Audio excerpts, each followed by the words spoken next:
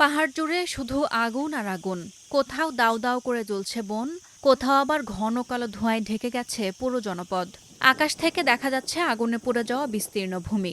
Europe জুড়ে চলমান তাপপ্রবাহের মধ্যেই স্পেন ও যুক্তরাজ্যের ওয়েলসে ভয়াবহ দাবানল নতুন করে উদ্বেগ বাড়িয়েছে। দক্ষিণ স্পেনের আলমেরিয়া প্রদেশের লস গায়ার্দোস এলাকায় বৃহস্পতিবার শুরু হওয়া দাবানল রোববার পর্যন্ত নিয়ন্ত্রণে এলেও রেখে গেছে ধ্বংসস্তূপ। আন্দালুসিয়া আঞ্চলিক সরকারের তথ্য অনুযায়ী আগুনে অন্তত ১২ জনের মৃত্যু হয়েছে। পুড়ে গেছে প্রায় ৭,০০০ হেক্টর বন ও ভূমি। আগুনের বিস্তার ছিল প্রায় ৪০ কিলোমিটার এলাকা জুড়ে। পরিস্থিতি কিছুটা স্বাভাবিক হওয়ায় ধাপে ধাপে বাড়ি ফিরতে শুরু করেছেন বাস্তুচ্যুত ১,০০০-এর বেশি বাসিন্দা। তবে নতুন করে আগুন ছড়িয়ে পড়া ঠেকাতে এখনও কাজ করে যাচ্ছেন দমকল কর্মীরা।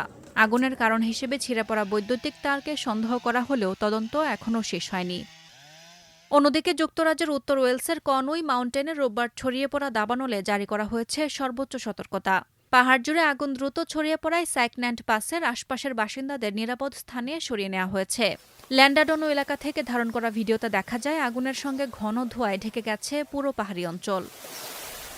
নর্থ ওয়েলসে ফায়ার অ্যান্ড রেস্কিউ সার্ভিস জানিয়েছে প্রতিকূল পরিস্থিতির মধ্যেও আগুন নিয়ন্ত্রণে আনতে নিরবিচ্ছিন্নভাবে কাজ করে যাচ্ছেন দমকল কর্মীরা।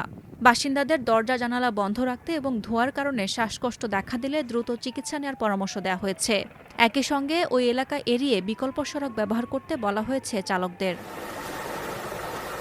শুধু ওয়েলসেই নয়, ইংল্যান্ড ও ওয়েলস জুড়ে অন্তত ১৯টি দাবানলের সঙ্গে লড়ছেন দমকল কর্মীরা।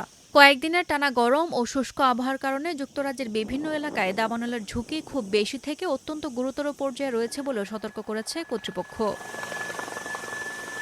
জলবায়ু পরিবর্তনের প্রভাবে ইউরোপ জুড়ে তাপপ্রবাহ এবং দাবানলের প্রকোপ বাড়ছে বলে সতর্ক করছেন বিশেষজ্ঞরা। তাদের মতে তাপমাত্রা বাড়তে থাকলে এমন অগ্নিকাণ্ড ভবিষ্যতে আরও ঘন ঘন এবং আরও ভয়াবহ রূপ নিতে পারে।